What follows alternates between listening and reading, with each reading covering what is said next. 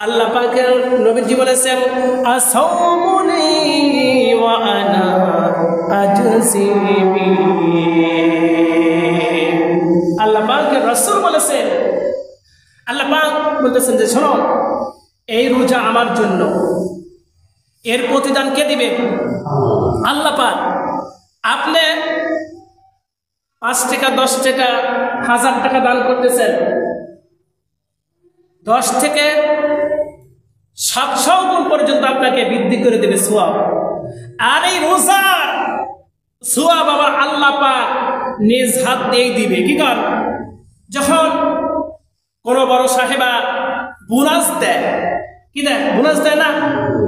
বছর শেষে ঈদের চাকরিজীবীদেরকে যখন বোনাস দেয়, ভালোই দেয়, কম দেয় না, কি কর, বেশি দেয়। আর আল্লাহ পাকের কাছে সমস্ত জিনিসের চাবি রয়েছে।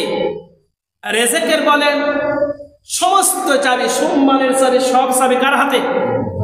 আল্লাহ পাকের হাতে। সেই আল্লাহ পাক বলতেছে, ফেরেশতা বন্ধ রাখো, এই যে রোজা আমার বান্দারা বান্দিরা আছে, এই রোজার সওয়াব 10 গুণ নয়, 700 গুণ নয়, আমি আল্লাহ পাক আমার বান্দাকে মাফ করে দেওয়ার জন্য আমার দুয়ার উন্মুক্ত করে রেখে দিয়েছি। আর আমি রব্বুল আলামিন নিজ হাতে আমার বান্দাদেরকে বান্দীদেরকে আমি এই রোজার আমি পুরস্কার দান করব। বলেন সুবহানাল্লাহ। তাহলে কত বড় একটা কথা। আমি ওযু করতেছি, এই রোজা করলে মানুষকে দেখা করলে রোজা হয় না? হয়। আপনি মানুষকে দেখা করলে নামাজ পড়তে পারে।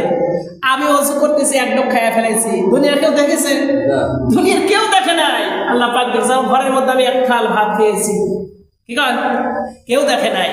তাহলে রোজা একমাত্র আল্লাহ পাক বান্দা আল্লাহকে ভয় করে রাখে, কি কর, আল্লাহকে ভয় করেই রাখে।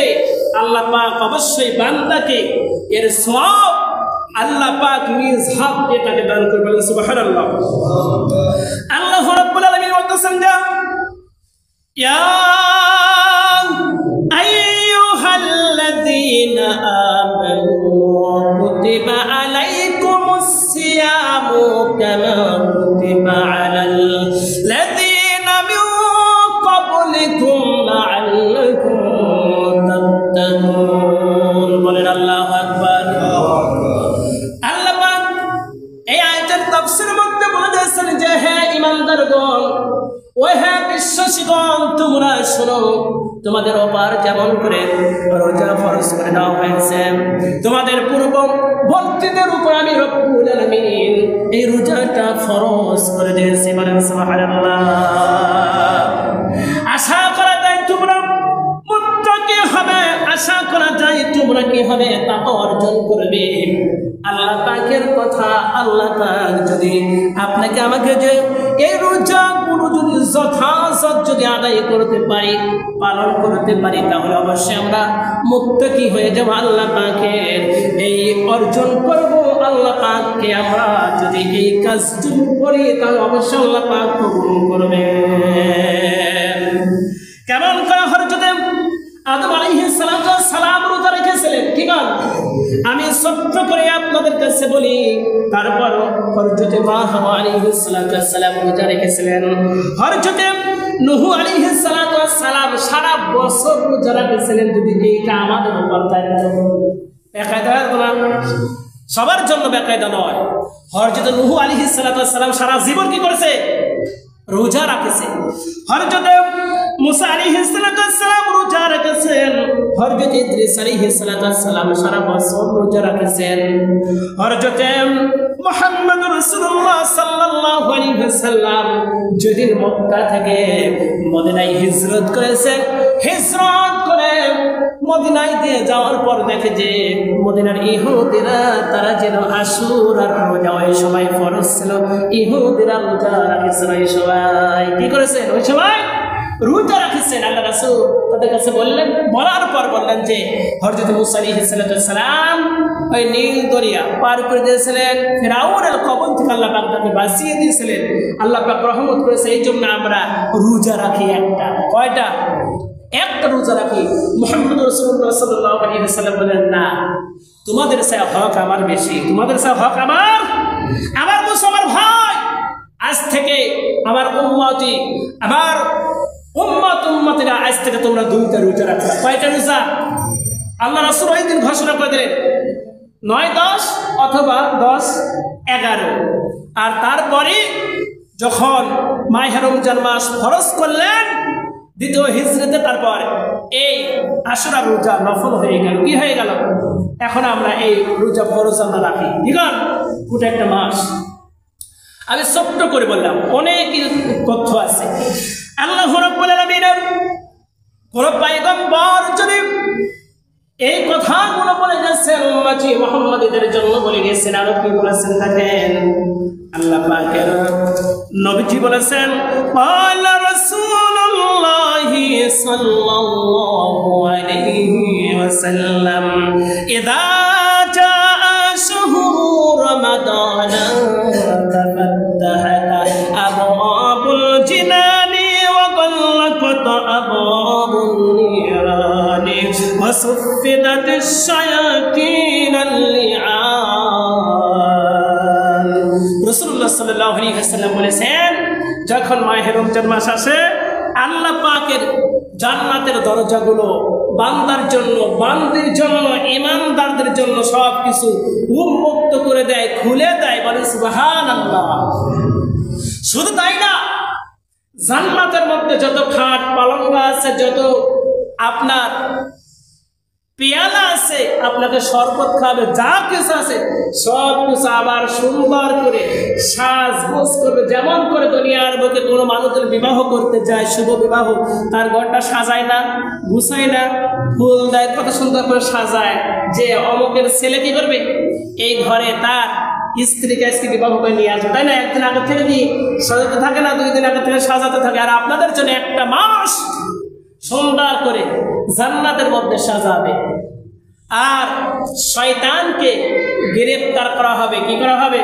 শয়তানকে গ্রেফতার করা হবে। জাহান্নামের দরজাকে বন্ধ করে দেওয়া হবে। জাহান্নামের গেটের ফেরেশতা হলো হরজতে, মালিক ফেরেশতা হলো জাহান্নাম গেটের হলো পাহারাদার।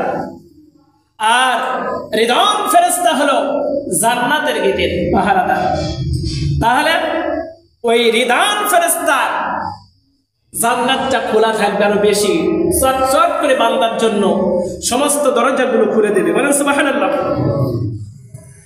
নবীজি বলেছেন, কানা মিন আউয়ালি লাইলাতিন মিন শাহরি রমাদান নাযারাল্লাহু ইলা খালকিহি ওয়া ইযা নাযারা ইলা আবদিল্লাহ ইউআযিবুহু আবাদা। বলেন সুবহানাল্লাহ।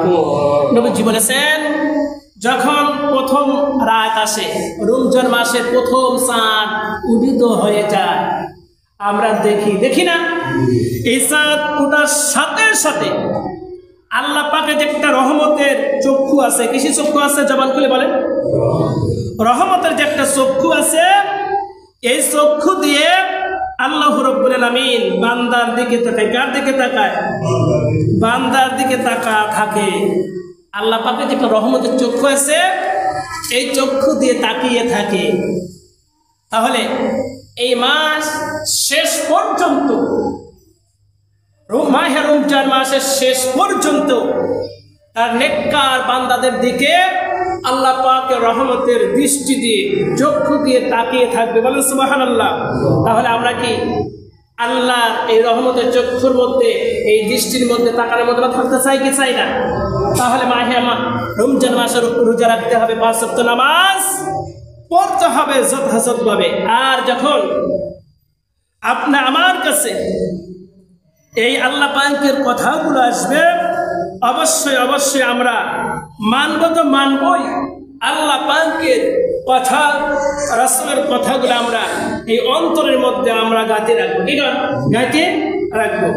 নবীজি বলেছেন, ইযা আবওয়াবাল জান্নাতি ওয়া আবওয়াবাস সামাই লাতুফতাহু আউয়ালু লাইলাতিন মিন শাহরি রমাদান ওয়া লা তুগলাকু ইলা যখন মাহে রমজান মাস আসে, মাহে রমজান মাস আসার সাথে সাথে আল্লাহ পাকের যে আকাশের জান্নাতের দরজা আছে, এই দরজাগুলো আল্লাহ রাব্বুল আলামিন খুলে দেয়। কি দেয়?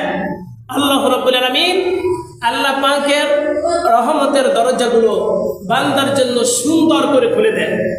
সেজন্য আমরা যেন আল্লাহ পাকের এই আকাশের দরজাগুলো যে খুলে দিয়েছে, এই রহমত, এই বরকত যেন আমরা পাই। কি কর? এই মাহে রমজান মাসে বরকত রয়েছে, রহমত রয়েছে।